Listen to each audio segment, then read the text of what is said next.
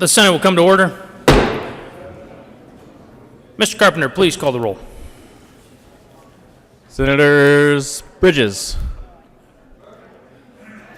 Cook, Corum, Court, Crowder, Danielson,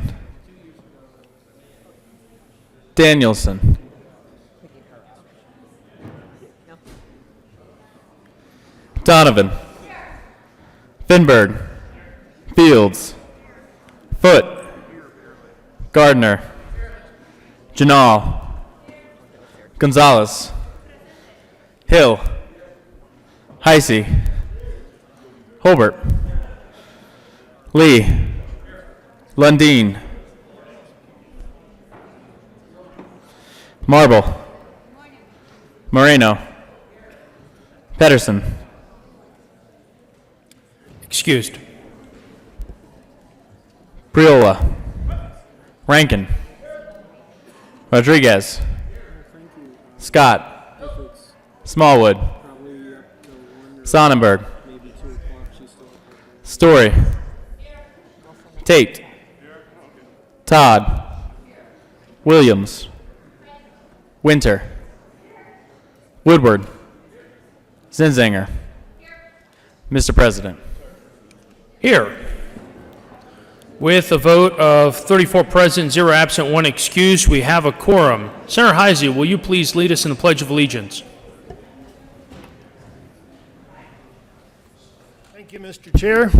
If you would please join me in the Pledge of Allegiance. Oh, that cost. I pledge the flag.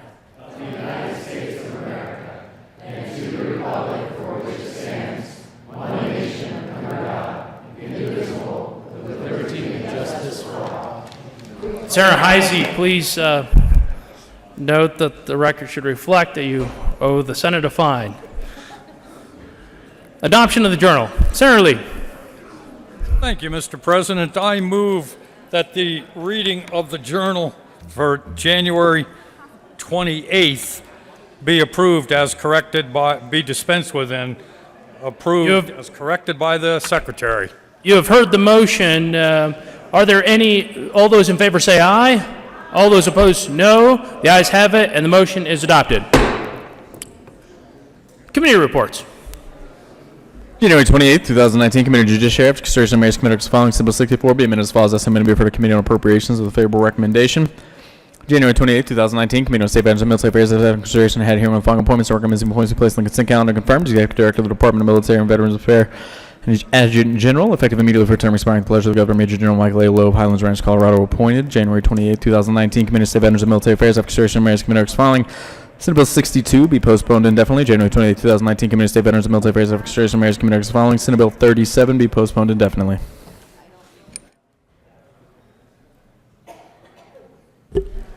Senate Services.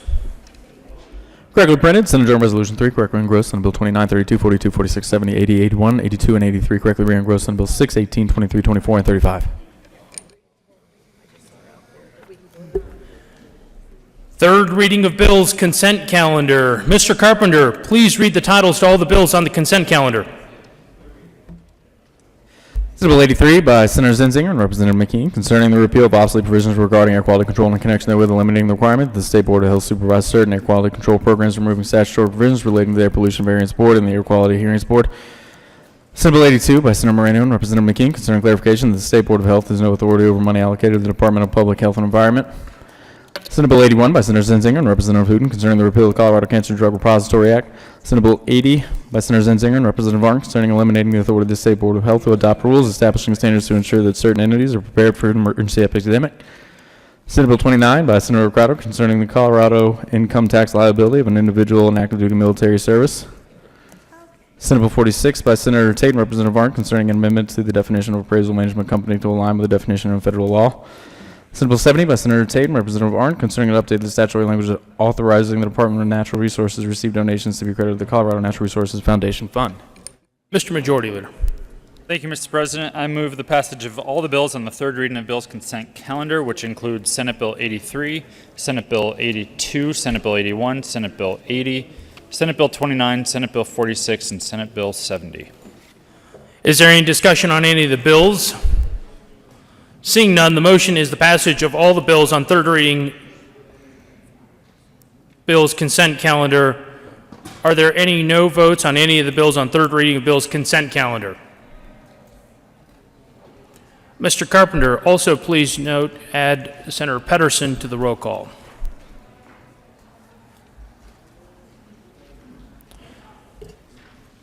With a vote of 35 ayes, 0 no votes, 0 absent, 0 excused, Senate Bill 83 is passed. Co-sponsors. Senator Williams, Senators Williams, Priola,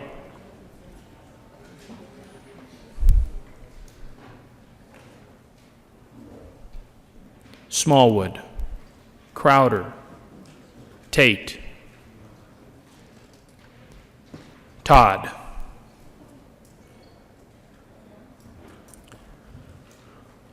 With a vote of 35 ayes, 0 no, 0 absent, 0 excused, Senate Bill 082 is passed.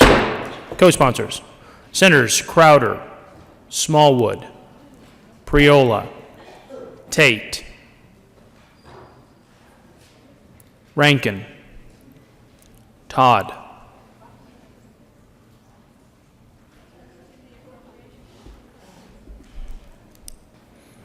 Gardner, Marble,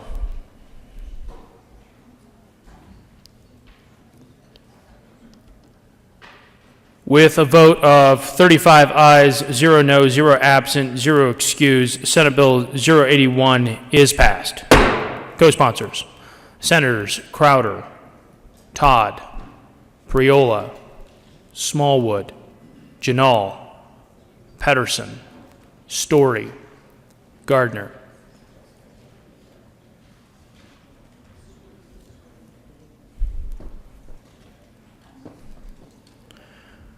With a vote of 35 ayes, 0 no, 0 absent, 0 excused, Senate Bill 80 is passed. Co-sponsors: Senators Smallwood, Priola, Crowder,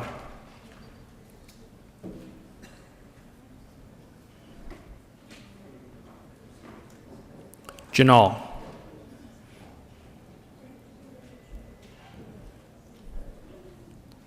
Todd, Pedersen.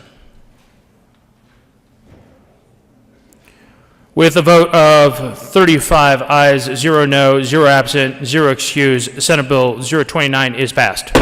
Co-sponsors: Senators Hill, Bridges, Lundin, Marble, Zenzinger, Pedersen, Janal, Winter,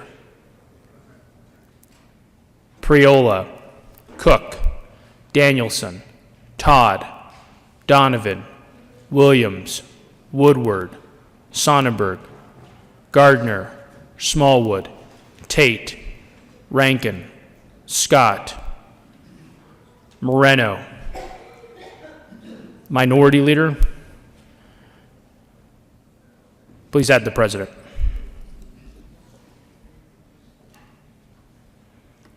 With a vote of 35 ayes, 0 no, 0 absent, 0 excused, Senate Bill 46 is passed. Co-sponsors: Senators Crowder,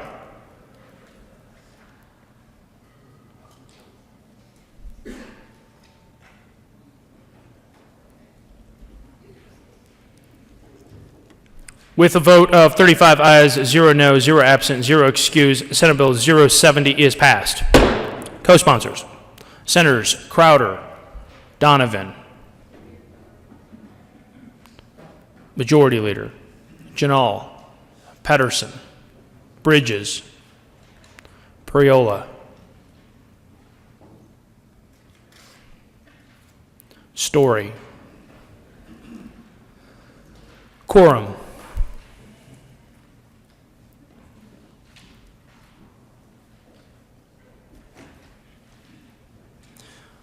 Third reading of bills. Mr. Carpenter, please read the title to Senate Bill 032.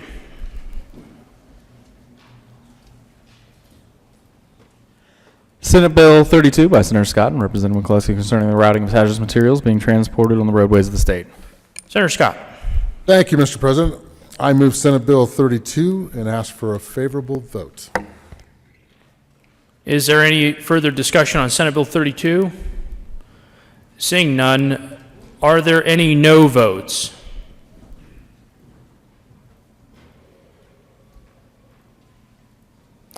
With a vote of 35 ayes, 0 no, 0 absent, 0 excused, Senate Bill 32 is passed.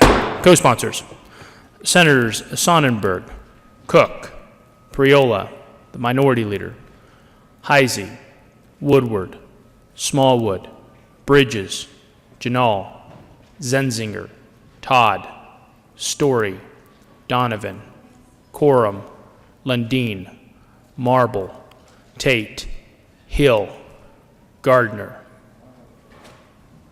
Moreno, Lee. Please add the president. Mr. Carpenter, please read the title to Senate Bill 042. Senate Bill 42 by Senator Foot and Representatives Sirota and Arndt concerning adoption of an agreement among the states to elect the President of the United States by national popular vote. Senator Foot. Thank you, Mr. President. I move for the passage of Senate Bill 42 and ask for an aye vote for the concept of one person, one vote. Senator Sonnenberg. Thank you, Mr. President. We had a great discussion yesterday. I just want to cover a couple of the points that were made yesterday and make sure that we understand exactly what we're voting on. Currently, we are doing what our forefathers saw would happen. Our forefathers did not want us to be overrun by metro areas or more populated areas.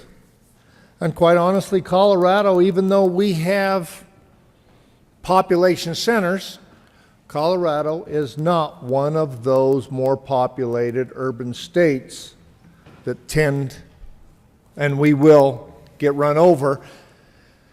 And that's what our forefathers saw. Our forefathers were brilliant in their attempt to make sure the masses did not overrule those less populated areas.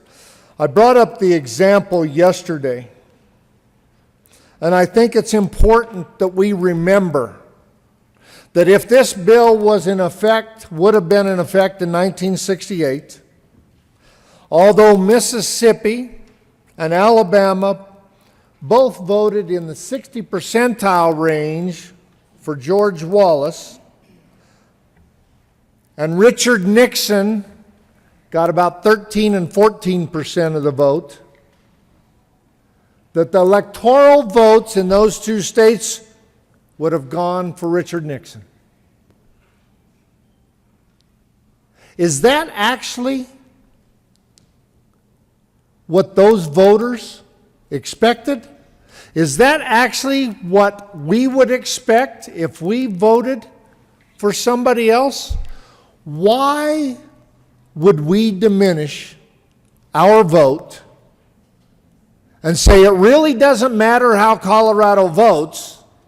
We're going to give our electoral votes to California or New York or whoever else may have won the entire popular vote.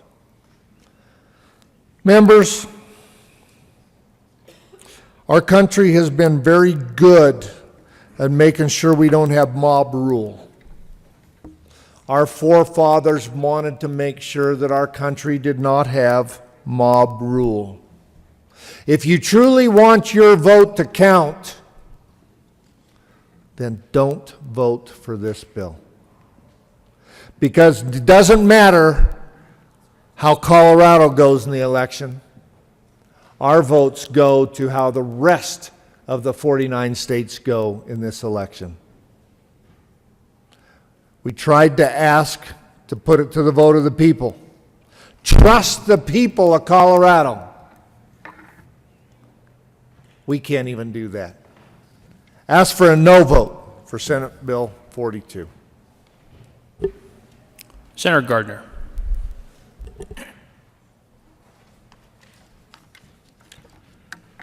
Thank you, Mr. President. Colleagues, people of Colorado, I wondered this morning as I woke up, the first thing that crossed my mind was, what should I say about Senate Bill 42 this morning? We had a spirited debate yesterday, and all sides of this question were aired.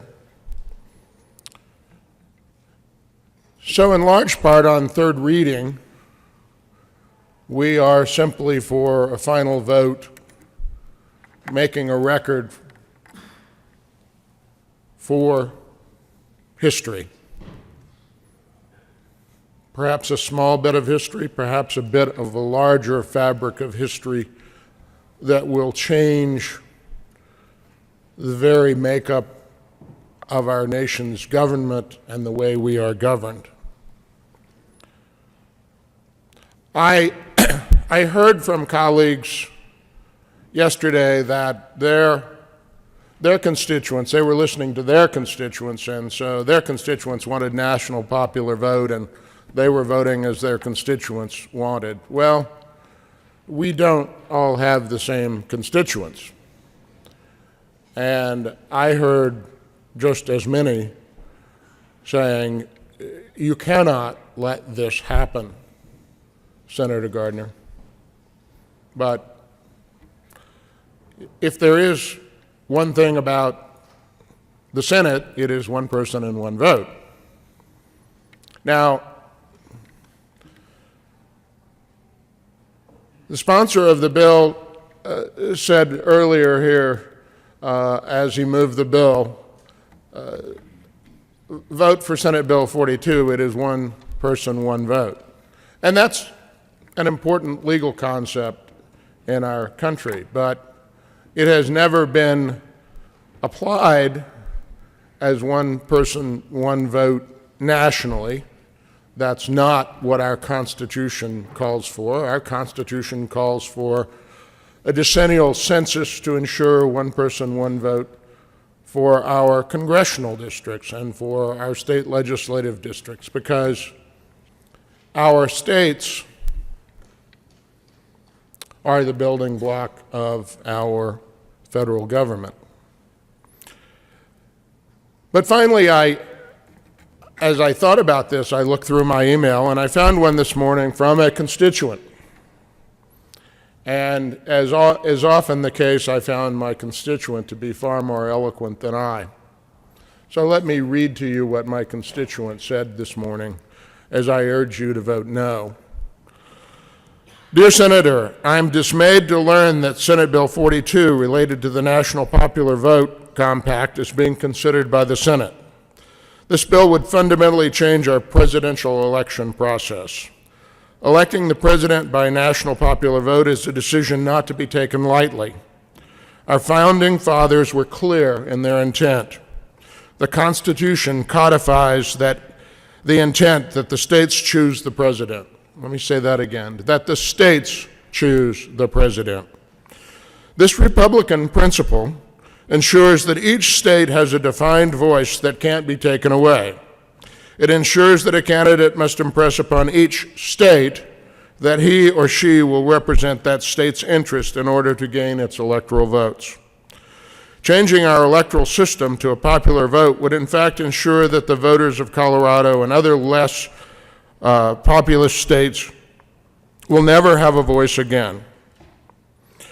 I ask you to vote no on national popular vote. It is an attack on the Constitution that will forever change our representative form of government. Colorado and similar small states' voices will be permanently diminished or even extinguished in the presidential election. Even if you support the concept of a national popular vote, I ask that you have the courage to vote no on this bill and instead force a constitutional amendment to change the way we elect our president. Colleagues, I have little illusion that a single vote will be changed. But as you cast your vote today, recognize that what you are doing is voting on the very makeup of our Constitution and our Republican form of government. Thank you. Mr. Minority Leader. Thank you, Mr. President. I too stand in opposition to Senate Bill 42. When the founders established these United States and crafted the Constitution for these United States, as the good senator from El Paso County has already noted, they were brilliant in allowing a way for small states and big states to be equal. They allowed ways not just geographic size, but population size for states to be equal. And people who lived in a state considered themselves first residents or citizens of that state that participated willingly in a union of states. I've learned that before the Civil War, it was common to hear the expression "these United States," and after it became the singular United States. I think that people today have lost perspective that they are citizens first of a state that participates willingly in a union. The Constitution defines rights ultimately to the people, and if they are not specifically delegated to the federal government, they are reserved to the states, and again, ultimately, to the people. We can see evidence of this now because we stand here, we vote here in a state legislature. We have state statute here in our bookcases that makes us different, and a unique state constitution that makes us different from the other 49. We are allowed to be the state of Colorado and govern ourselves within the framework of the U.S. Constitution in unique ways. The Electoral College honors that. It allows Colorado to be equal with New York and California and other large states. It allows Wyoming, that is geographically large but one of the smallest when it comes to population, to be equal with us here in Colorado or New York or Florida or California. Mr. President, we stand here in the Senate of the Colorado General Assembly. We are elected representatives of this state. And just as we have 2 U.S. senators, we deserve to have our electoral votes in the Electoral College count equally with those electoral votes from Texas and New York and Florida and California. But with this bill, we put Colorado on this journey toward the lack of state sovereignty, moving away from that, of being one unit, one nation, one man, one vote, one woman, one vote. Here in Colorado, we have that, and I plead with you, let's not surrender it. Please stand with the people of Colorado. Please stand for our state and vote no on Senate Bill 42. Senator Bridges. Thank you, Mr. President. We are one nation under God, indivisible. And we've had a lot of people come up here and talk about the Constitution and try and say that this is unconstitutional, what we're doing. But I think it's important we read the Constitution, that we know what we're talking about when we do this, because Article 2, Section 1, each state shall appoint in such a manner as the legislature thereof may direct a number of electors equal to the whole number of senators and representatives to which the state may be entitled in the Congress.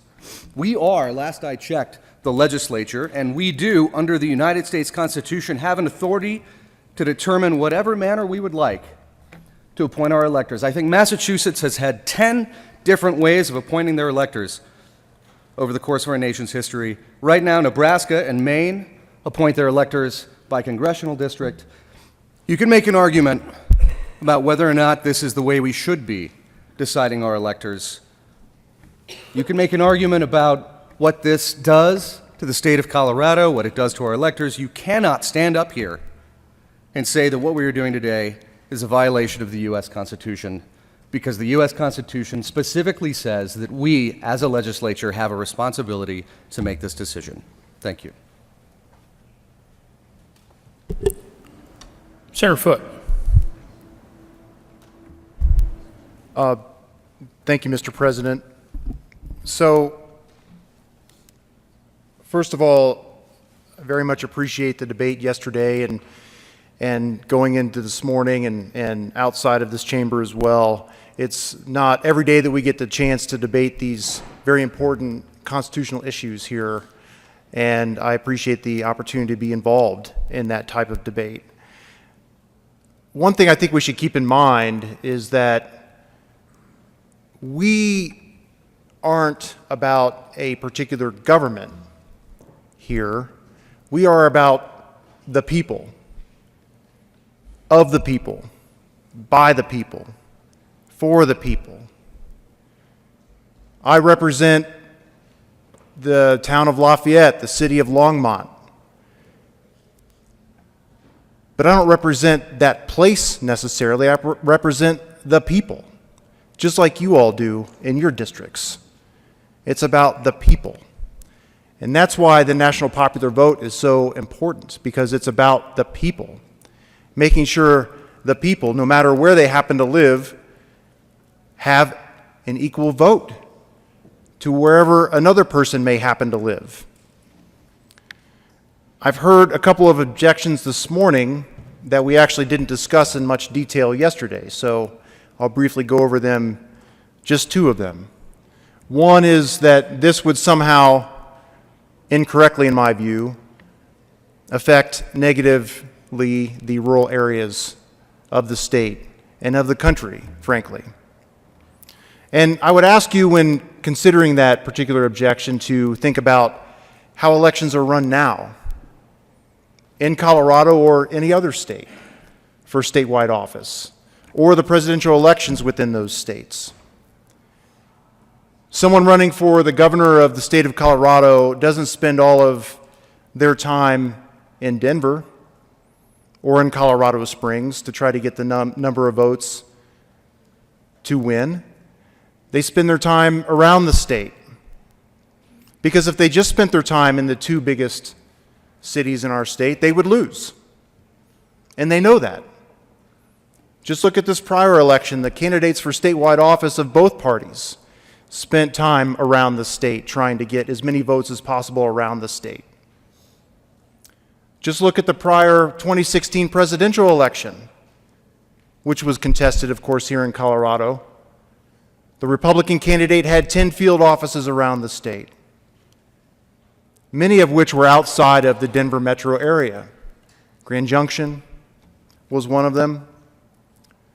The Democratic candidate had 23 field offices around the state, many outside of Denver metro area. Durango, Carbondale, Grand Junction, Fort Collins, among others. That's because both knew in order to be competitive in this state, they had to campaign throughout the state, not just Denver, not just Colorado Springs. And I think also sometimes this objection comes from a misunderstanding about exactly how much population we have in our cities versus the rest of our country. Not many people know that 1/6 of our population actually is in the top 100 cities. 1/6. It happens to vote approximately 63% Democratic and 37% Republican. But interestingly enough, 1/6 of our population also is outside in rural areas. That happens to vote about 60% Republican, 40% Democrat. And then you look at the suburbs and exurbs of our country, which make up the rest of the 2/3 of our population, and that splits right down the middle, 50-50 Republican and Democrat in presidential elections. Just look at Denver Metro as an example. You have the city of Denver, suburbs to the south, suburbs to the north, east, and west are all different. It's not uniform. It's not all blue or all red. This is how our country is as a whole. This is why any successful candidate for president would have to campaign throughout the country in urban, suburban, and rural areas in order to win. I've heard an objection about how this would lead to so-called mob rule. And I would ask you again to consider your personal experiences as elected members of your communities. You want to know how many people voted for you in the last election, not how many precincts went for you. When we elect statewide officers like governor or attorney general or secretary of state, we ask how many people in the state of Colorado voted for that particular candidate, not how many counties went for that candidate. We all understand, and our constituents understand, one person, one vote, because that's what we do in every single other election in this state. And we understand that one person, one vote means that every person's vote is equal and it matters. And that's exactly what we would do in the presidential election should enough states join the National Popular Vote Compact. Colorado would be the 12th. If we vote aye in this chamber and the next and the governor signs it, I hope you will support it and make sure that all votes are considered equal.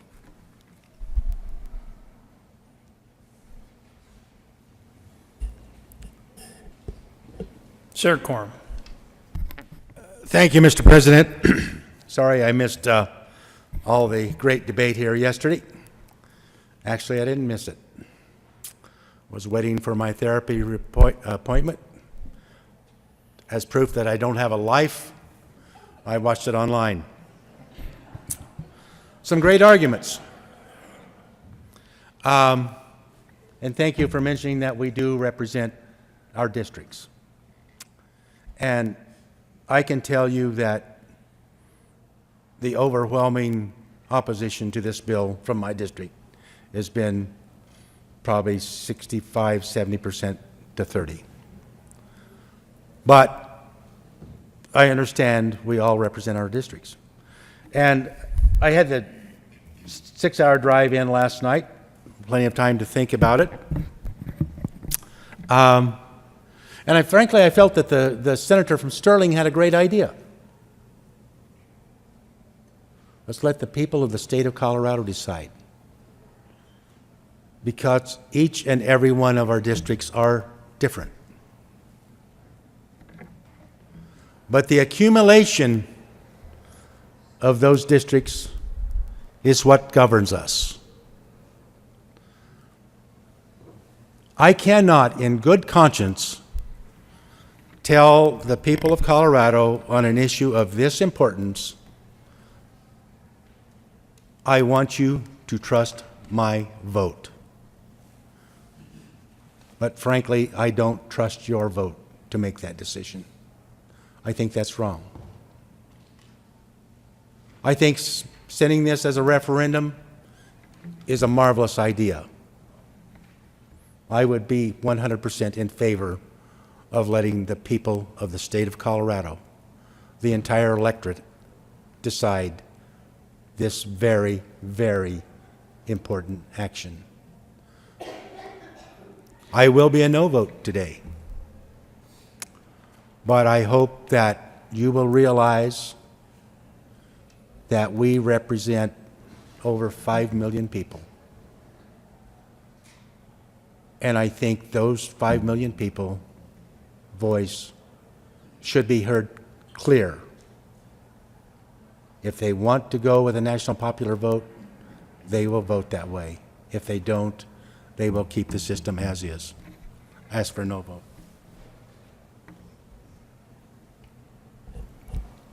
Senator Hill. Thanks, Mr. President. Colleagues, we've had a lot of discussion on constitutionality, on big states, small states. I think one of the issues we've missed is what it means to be a Coloradan. And Colorado, for better or for worse, has been the first and been fiercely independent on a bunch of issues, some of which I'm sure we agree with in this room and some of which we could find we disagree with. We have taken a fiercely independent stance, and we're known nationwide for that. In fact, we're known worldwide for that. On my travels overseas, when folks find out I'm from Colorado, I'm sure the first question I get is very similar to the first question you all often get. So what was that Amendment 64? What was that marijuana thing all about? And it represents this notion that we're our own people. And not just our own people, we're our own people defined by our connection to our own land. And this bill says, in a very un-Coloradan way, you're no longer your own people. It says, your votes and your choices are no longer your own. We are going to tie your representation to what the other 49 states choose. It says, it isn't all or nothing. It's not like we're changing from all or nothing. We're not making a fundamental shift on that point. But we are now saying all of your electors, all of your representation in the federal race now have nothing to do with your land and everything to do with how a majority of the rest of America votes. And colleagues, that's not what I love about Colorado. I don't think it's what you love about Colorado. We love this fierce, independent, we're going to do things our own way, whether the rest of the nation likes it or not. And this bill abdicates that. It says to our constituents, we're not going to stand on our own. We're not going to lead the way, whether on the winning side or on the losing side. It says we are not going to stand together as a state and as a people. It says the rest of America gets to decide what Colorado does, and that's not the Colorado way. Senator Priola. Thanks, Mr. President. I wasn't going to come down and speak. I didn't yesterday because I think both of us understand the arguments on both sides. But what finally moved me to come down here is I do not understand how us as the Colorado legislature would pass a bill that incrementally would reduce the weight of the Colorado voter and incrementally increase the weight of the larger states, California per se. And let's just give an example of how the U.S. Senate works. The 2 U.S. senators from Wyoming have an order of magnitude more power than the 2 U.S. senators from the state of California, because both states only have 2 senators. And the founders designed the system that way. And for the life of me, I don't understand why Nebraska does it the way they do it. Maybe they just want to make sure that the traffic's good and presidential candidates stay away from the state during elections. I do remember when President Clinton was headed out of office towards the end of his 8th year, he went to Nebraska for the first time. I don't think that was a coincidence. I ask for a no vote. Senator Gardner. Thank you, Mr. President. I had not planned to return to the well, but my colleague from Arapahoe County asked how in the world one could assert that this was unconstitutional, since the language of Article 2 says that the electors shall be appointed this way. Each state shall appoint in such manner as the legislature thereof may direct a number of electors equal to the whole number of senators and representatives, etc. And so our colleague came to the well and said, well, you can't argue that this is unconstitutional because the state can do it any way it wants to. And I think those of you who have served with me a long time know that I'm not a super lawyer or anything like that. I'm a simple country lawyer from Colorado Springs, and I struggled through law school twice. I do not have a degree in divinity. I do have 2 law degrees. Let me suggest to you that, yes, it says that the elector shall be appointed in the way that the state legislature directs. But there must be some constitutional limits on that. Surely they are, because otherwise some state somewhere, not this one, could say, well, that state's electors shall be chosen in the way that male property owners vote to do so. And I think the shouts would run loud and clear and truly and correctly, that is unconstitutional. But maybe a legislature somewhere would have done that, and there would have been a time in our history that it was done. Or perhaps we could say,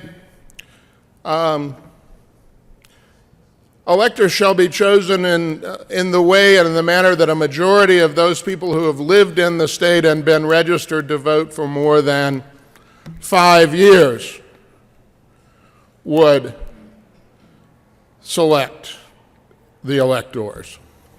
Well, I mean, that would be consistent with the language of Article 2. It would also be unconstitutional because it would violate other important provisions and tenets of our Constitution. This issue of constitutionality of national popular vote is a real one, and how it may ultimately be decided remains to be seen. But I would wager, and one may hunt me up if I am this side of the grave, to collect the $5 from me if you want to take me up on it, that it will not be a unanimous vote of the United States Supreme Court, however it comes out, because this is a real constitutional issue. I believe that the way it gets resolved, if correctly resolved, is in favor of a federal republic, not a pure democracy in the election of our president. Because as my constituent wisely wrote me this morning, the framers of the Constitution designed a system in which our president was elected by the states, for all the reasons that my colleagues have said. But just to resolve in all of your minds, is there a real constitutional question? Well, the literal words of Article 2 would say, this body and our sister chamber with the governor's signature or allowing it to come vote can choose any old way we wish. Sure, it says that. There's just some any old way we wishes that are just unconstitutional. And this is, in my view, one of them. I urge a no vote. Senator Tate.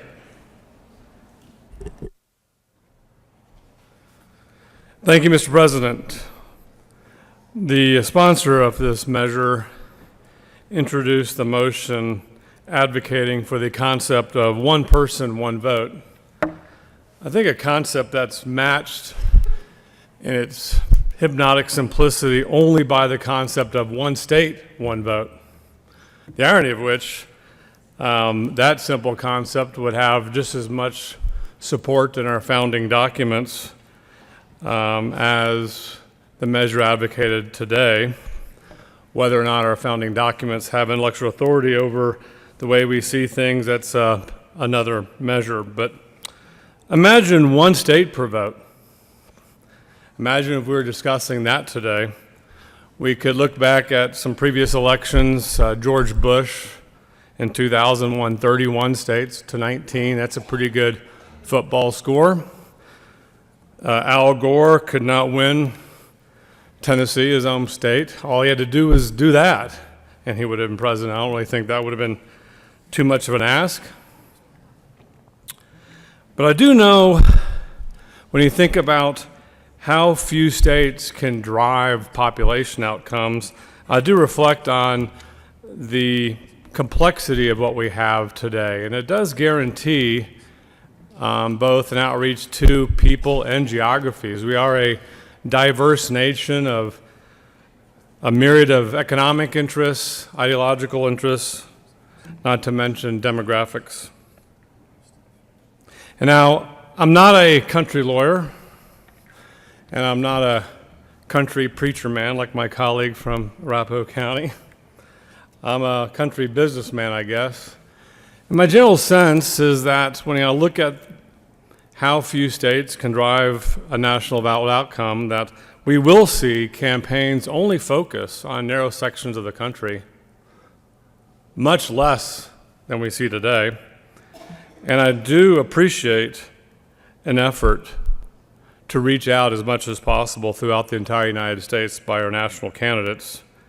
And I do appreciate the complexity of our presidential election system today and urge a no vote on the measure. Thank you. Senator Bridges. Thank you, Mr. President. I'm not a fancy country lawyer. I don't have 2 law degrees. I certainly don't read as well as my wife does, who is a PhD and far smarter than I am. But I do appreciate history. I have read the Constitution. And it's my understanding that until there was a change to the Constitution, it was entirely constitutional to only count the votes of white, landowning men. That's my understanding of what the Constitution said and what was constitutional at the time. So I think if someone tried to do that today, it would obviously be unconstitutional. It is, in fact, and this is where my divinity degree comes in, immoral and wrong to only count the votes of white landowning men. Historically speaking, throughout the course of human history, and again, I'm not a fancy lawyer, if you have been on the side of greater democracy, you have almost always been on the right side. And if you have been on the side of denying people the ability to vote, if you've been on the side of voter ID laws, if you've been on the side of all sorts of ways to keep people from voting, because you know what, right now in our country, it is a pretty select group of folks that get to choose who electors are. There are still efforts being made to keep certain people that some people don't want voting to have a say in who electors are. So we still have challenges in this country, but historically speaking, when you have been on the side of greater democracy, of greater power to people, you have been on the right side of history. And I am hopeful today that we will be on the right side of history and vote yes on this bill. Thank you.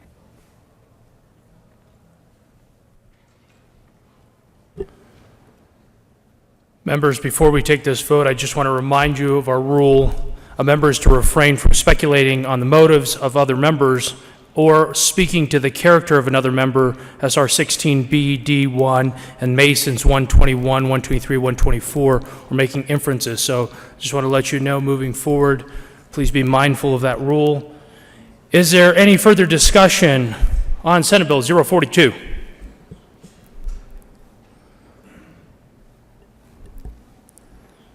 Seeing none, are there any no votes? Mr. Minority Leader, Senators Cook, Priola, Hill, Coram, Crowder, Lundin, Heisey, Sonnenberg, Woodward, Gardner, Smallwood, Marble, Rankin, Tate, Scott.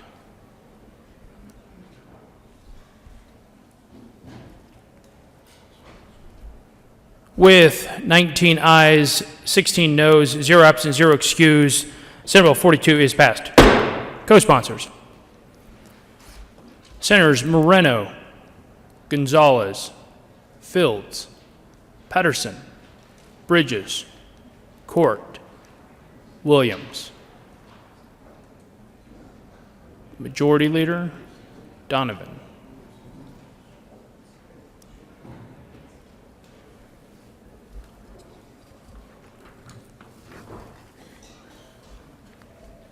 Senator Danielson. General Order, second reading of bills. Senator Moreno. Thank you, Mr. President. I move the Senate resolve itself into a committee of the whole for consideration of general orders, second reading of bills. You have heard the motion. All those in favor say aye. All those opposed, no. The motion is adopted, and the Senate will resolve itself into the committee of the whole for consideration of general orders, second reading of bills, and Senator Moreno will take the chair.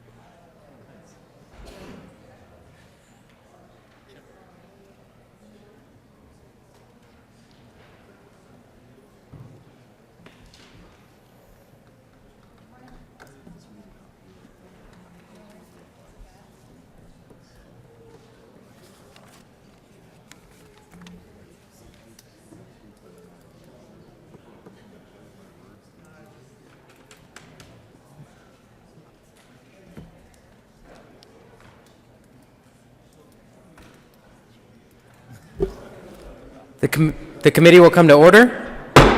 Mr. Carpenter, please read the title of Senate Bill 31. Senate Bill 31 by Senator Gardner and Representatives Valentine and Liston concerning the composition of the Child Welfare Allocations Committee. Mr. Majority Leader. Thank you, Mr. Chair. I move that Senate Bill 31 lay over until Thursday, January 31st, 2019. You've heard the motion. All those in favor of laying over Senate Bill 31 to Thursday, January 31st, say aye. Aye. Opposed, no. Senate Bill 31 will lay over as requested by the Majority Leader. Mr. Carpenter, please read the title of Senate Bill 25. Senate Bill 25 by Senator Smallwood concerning providing information to public school students regarding laws that provide for safe abandonment of newborn children. Senator Smallwood.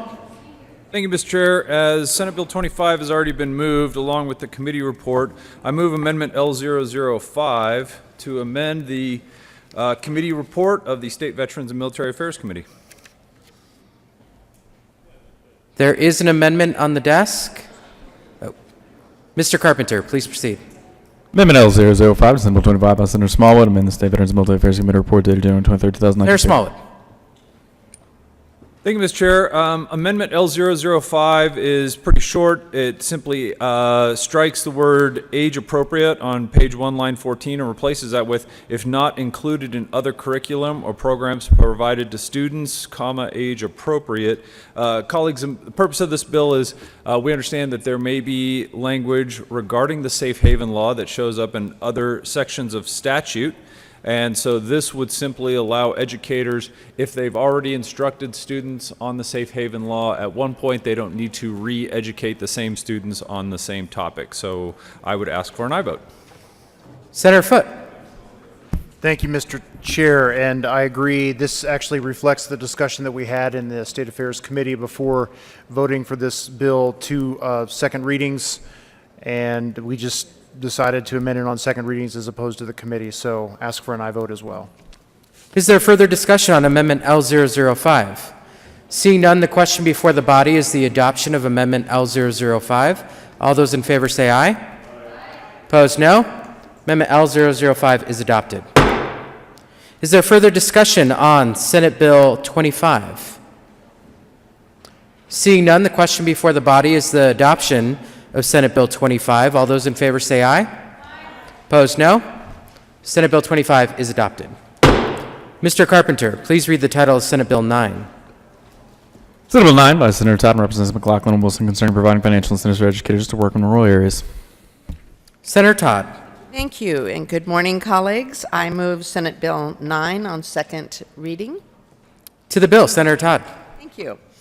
Senate Bill 9 is financial incentives for rural educators, and we talked about this a couple of years ago, and the good news is that it has been very successful, and we have had an abundance of increasing number of applicants, of people to student teach in rural areas, and also to improve and get their degrees in different fashions. So this last year, there were over 100 unfunded applications. There were over 60 that were funded, but 148 people had applied. So it was a matter of saying, gosh, have we had a little bit more money, had we been able to incentivize that, we could very easily have filled that and made that possible. So what Senate Bill 9 does is it actually increases the stipends for individuals to get their student teaching experiences in rural areas. It gives them an opportunity to have an additional stipend from the $2,800 to the $4,000. And part of the reason we did that is because we were finding that people couldn't afford to go back and forth, driving back and forth to a rural area and then back to the school. This affords them an opportunity to perhaps actually live in the community that they are student teaching in, and to be able to stay there and become an integral part of the community. So that is really what Senate Bill 9 is. It is increasing the number of stipends, taking the cap off, and increasing what the amount of the stipend is. And I will yield to other people that have interest in speaking to Senate Bill 9. Senator Quorum. Thank you, Mr. Chairman. I am full support of Senate Bill 9. Back in the 80s, I was on the school board and in my local Montrose County, and had the opportunity to talk to several school districts around the state since that time. And it's always been a problem recruiting teachers to rural Colorado. I seriously doubt if what I refer to as my friends, my sidewalk senators and representatives, those that have a sidewalk in front of their house rather than a gravel road. You probably have never encountered your school that did not have a 5th grade teacher. It happens in rural Colorado. So we bring someone in to the district. We try to recruit. We may recruit a very good single teacher to a district, but it's been hard to keep them there. As I said in committee, the only other recruiting tool that we used to have the last few years to keep teachers in rural Colorado is farmersonly.com.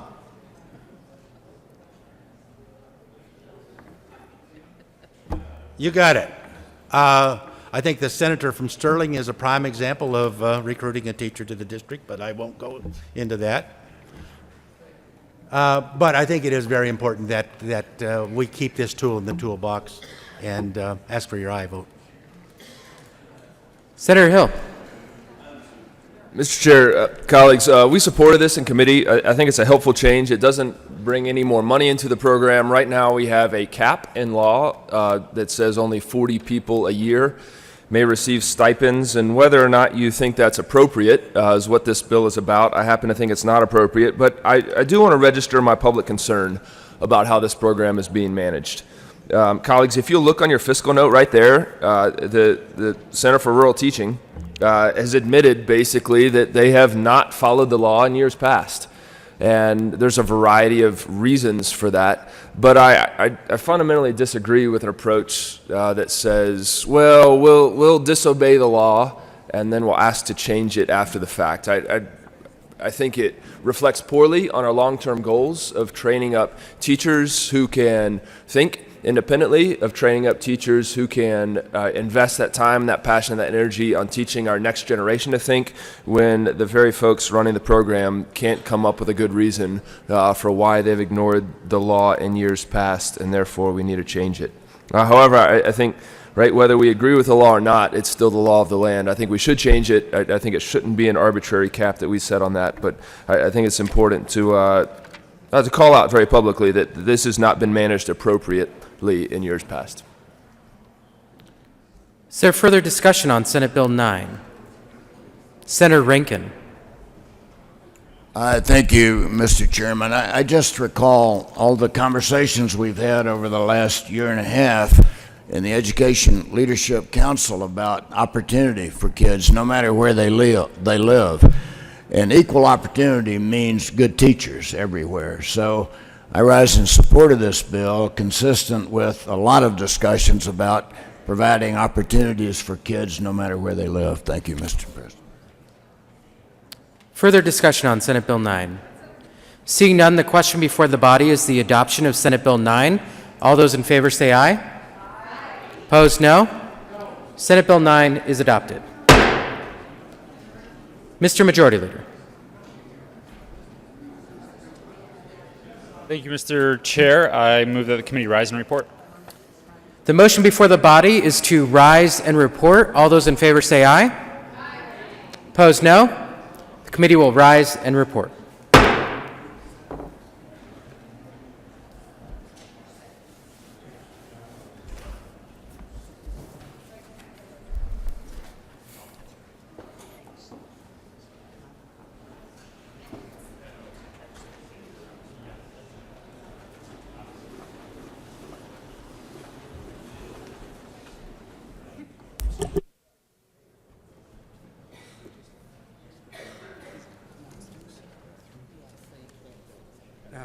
SGS. It's a resolution. You're good. You don't support the USS Pueblos? You got a lot to say about that, I'm sure.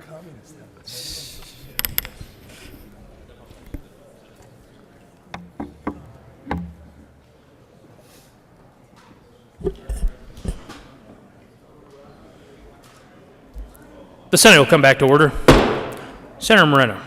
Thank you, Mr. President. The committee has met and had a number of bills under consideration. Mr. Carpenter, will you please read the report?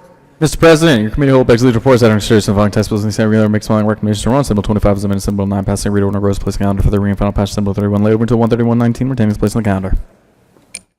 Senator Moreno. Thank you, Mr. President. I move for the adoption of the report. The motion is the adoption of the committee of the whole report. Are there any no votes? With a vote of 35 ayes, 0 noes, 0 absent, and 0 excused, the committee of the whole report is adopted. Senate Bill 25 is amended. Senate Bill 9 passed on second reading and ordered engrossed and placed on the calendar for third reading and final passage. Senate Bill 31 laid over until 1/31/2019 retaining its place on the calendar.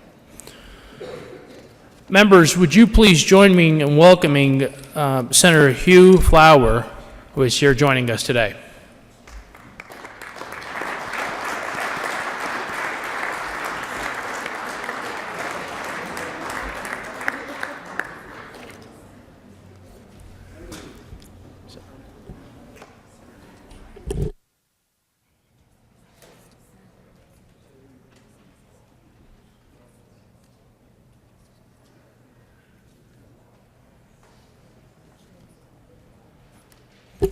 And members, will you please also join me in welcoming Senator Norma Anderson, who is also here with us today.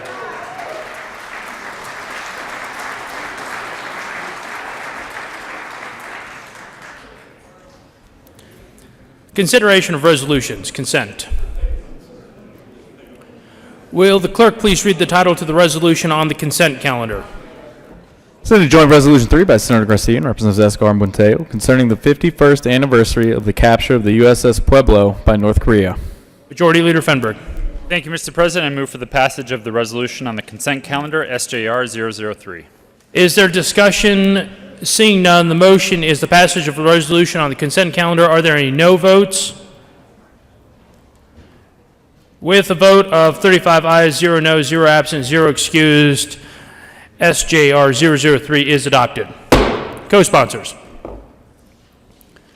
Senators Moreno, Todd, Story, Winter, Scott, Hill, Crowder, Cook, Foote, Minority Leader, Heisey, Sonnenberg, Lundin, Woodward, Gardner, Ranker, Smallwood, Court, Fields, Priola, Williams, Rodriguez, Gonzalez, Marble, Lee.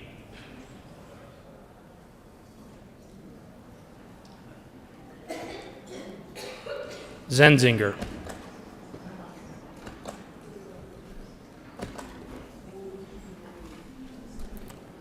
Announcements.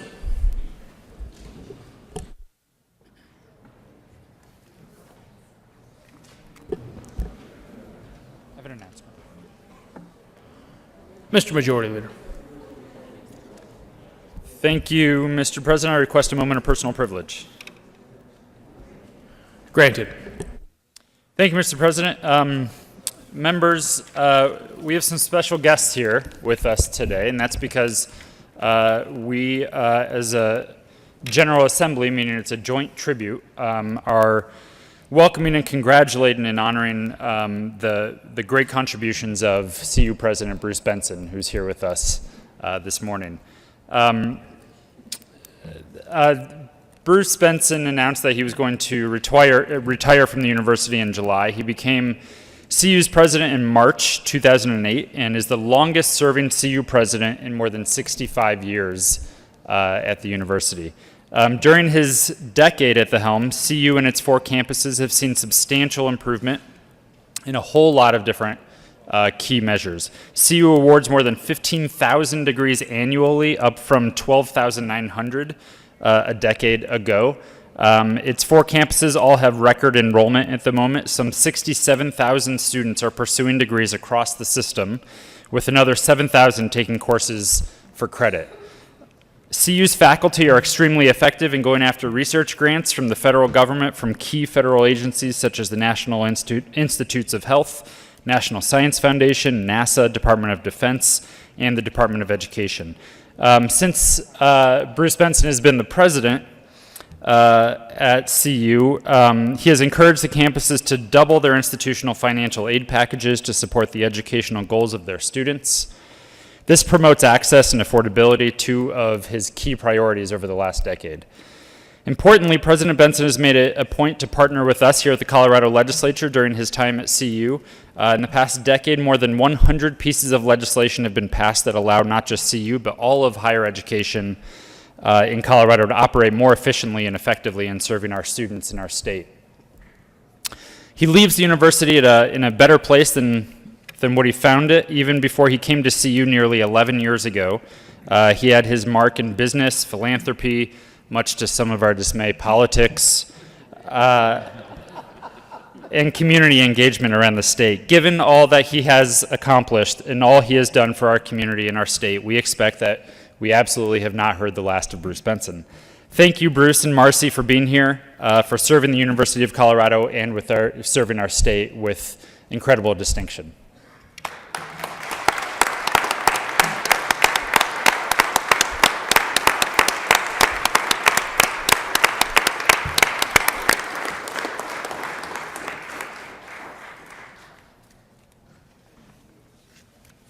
Senator Priola. Thank you, Mr. President. And as a CU alum and Colorado native, it gives me great honor to honor Bruce Benson today for his years of service to the university system. By every measure, Bruce Benson's tenure as president has been a success. When he started at CU, the state and country were mired in a significant recession, and CU was only beginning to recover from reputational issues. Benson's success navigated the choppy waters and has CU well positioned to serve our state and its students as Colorado's flagship university. Among his many accomplishments, President Benson has been a prodigious fundraiser in his 10 years at the helm and has raised more private philanthropic money than any other president in the history of CU. Philanthropy is, go ahead, that deserves a round of applause. Philanthropy has provided scholarships for students, support for faculty research, and added value to CU programs. CU's economic impact on Colorado is larger than the Colorado ski industry. CU is 4th largest employer in the state of Colorado. And as an avid skier and a CU alum, that statistic surprised even me. Bruce has also been a champion for diversity in all its forms, particularly diversity of thought. He has worked hard to make CU a national leader in ensuring that campuses are forums for free speech and places where ideas are discussed and debated from both sides of the political sphere in a respectful way. I am pleased to honor President Benson for a job well done and thank Bruce and Marcy, for she is very important to all the success he has had, for all you have both done for the University of Colorado.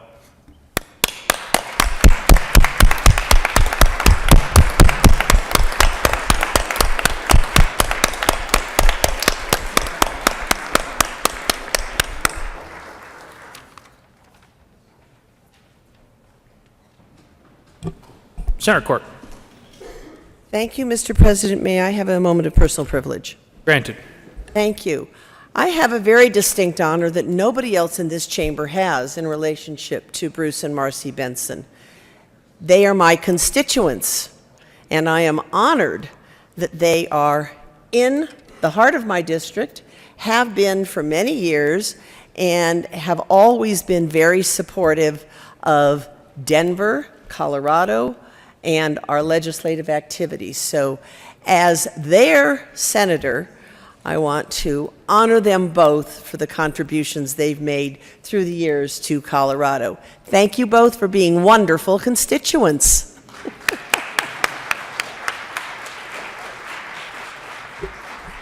Senator Fields. Thank you, Mr. President. May I have a moment of personal privilege? Granted.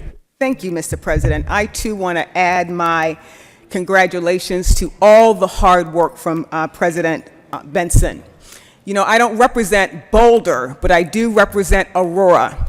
And when I look at the impact that Anschutz is having in Aurora, it has made significant impact as it relates to academic study, as it relates to research, and I think it has contributed to our economy in Arapahoe County and in Aurora. What I appreciate most about the president is his accessibility.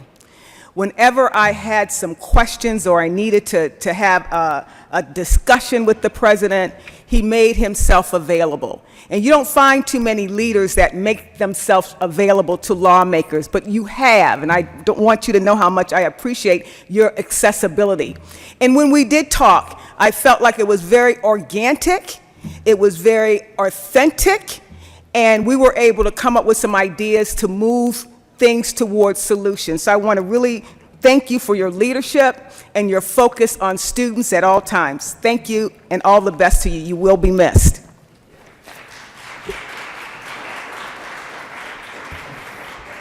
Senator Todd. Thank you, Mr. President, and I'd like to request a moment of personal privilege. Granted.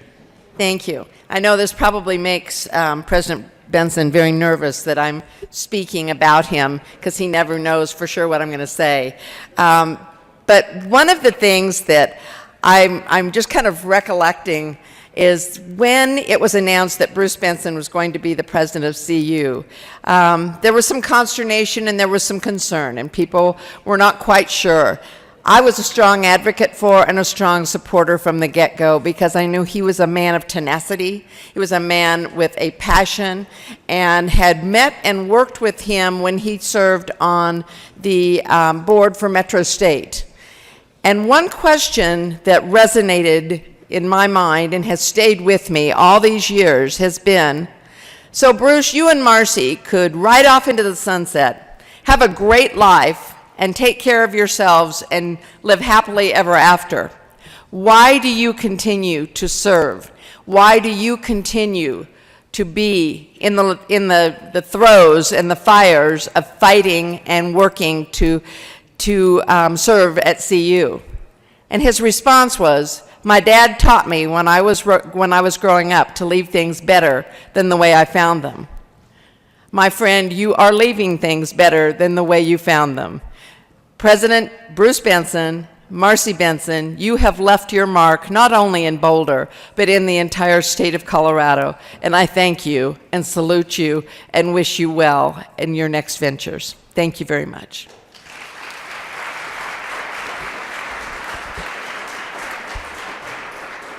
Senator Gardner. Thank you, Mr. President. I request a moment of personal privilege. Granted. Thank you. Bruce, Marcy, President Benson, and Mrs. Benson, I was not concerned when you took the reins of the University of Colorado. I was ecstatic because I knew from all of your record, experience, and leadership, both of you, that you would make the University of Colorado a first-rate system, would build its reputation, its endowment, keeping in mind the importance of students, always students, and the responsibility of the university to the people of Colorado. We go back many, many years. I treasure our friendship. I wish you the very best, and on behalf of my constituents and the people of Colorado, I thank you both for all of your work and sacrifice for us. Thank you.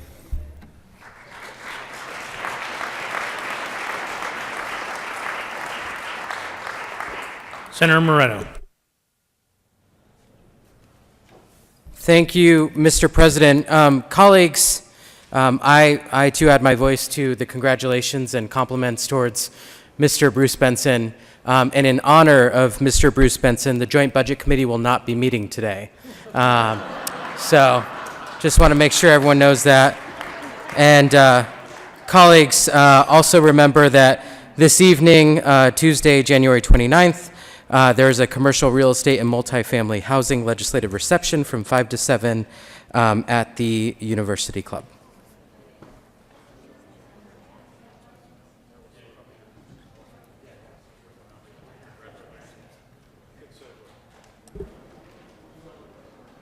Senator Lee. Thank you, Mr. President. The Judiciary Committee is not meeting today, and Senate Bill 48 will be off of the calendar on Wednesday, and next Wednesday, Senate Bills 49 and 71, the order of them will be switched. So be advised, Judiciary Committee members. Thank you. Colleagues, please join me in recognizing former Senator Gail Swartz to the chamber.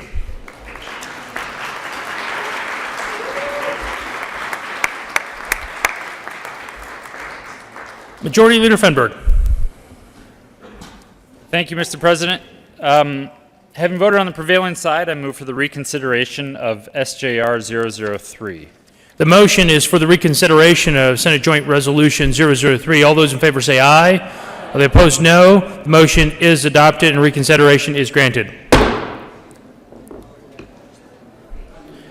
Mr. Carpenter, would you please read the title to SJR 003? Senate Joint Resolution 3 by Senator Garcia and Representatives Escar and Buenteo concerning the 51st anniversary of the capture of the USS Pueblo by North Korea. Mr. Majority Leader. Thank you, Mr. President. I move for the repassage of Senate Joint Resolution 003. Is there any discussion? Seeing none, the motion is for the passage of Senate Joint Resolution 003 on the consent calendar. Are there any no votes? With the vote of 35 ayes, 0 noes, 0 absent, 0 excused, Senate Joint Resolution 003 is adopted.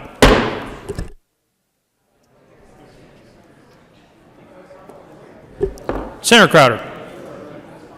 Thank you, Mr. President. I'm a big supporter of SJR 19003. It's come to my attention that not everyone actually signed on to be co-sponsors. I think the message that we need to send our veterans, and something of this magnitude that's happened in our nation's history, should not go without total unification on this. So I would ask for the roll call be added to this for co-sponsor, Mr. President.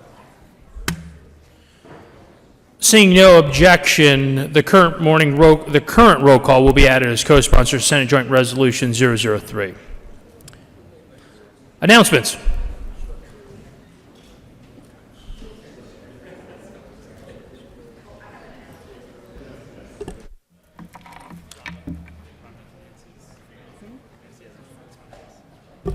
Senator Todd.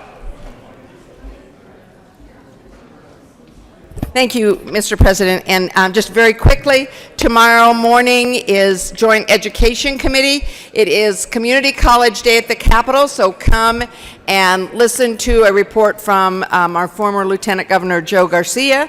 And then also Governor Polis will be coming in talking about full-day kindergarten, 7:30 a.m. in 271. Everyone is welcome. You don't have to serve on Education Committee to come, so come one, come all. Thank you. Senator Janot. Thank you, Mr. President. And Senate Local Government Committee, there will be no meeting today at 2 o'clock, so you have time off. Thanks.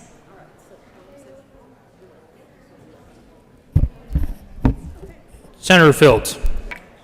Mr. President, I would like to request a moment of personal privilege.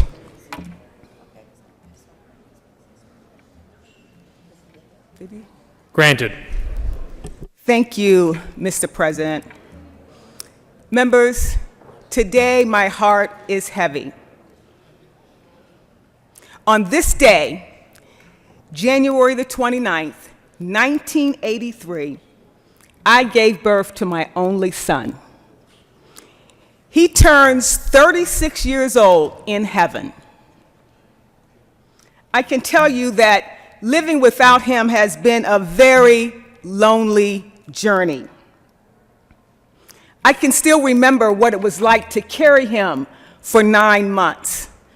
I can remember what it was like when I saw him and met him for the first time. He had some gorgeous brown eyes, and his skin felt like the softness of cotton. I was his first teacher.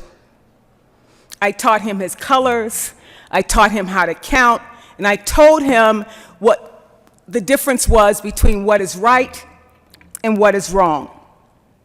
For those of you who don't know, my son did not die from natural causes. He didn't die from an illness. He didn't die from a disease. He was murdered.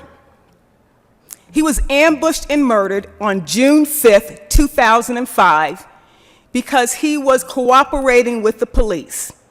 He was a witness for the prosecution.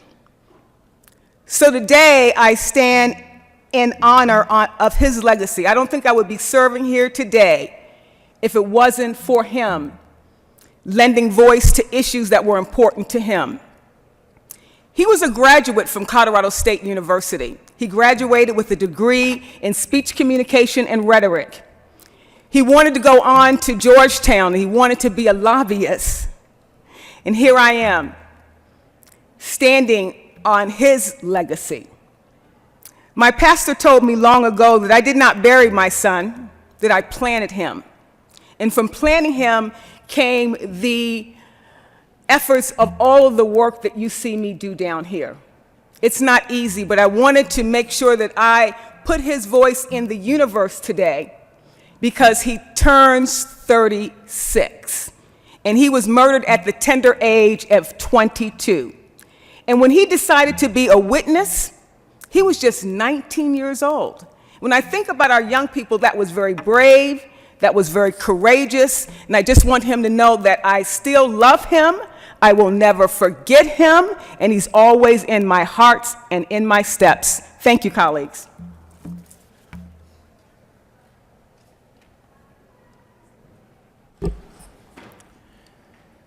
Mr. Majority Leader. Thank you, Mr. President. I move that the Senate stand in recess until 2 p.m. today. Is there any objection? Seeing none, the Senate will be in a recess until 1400 today.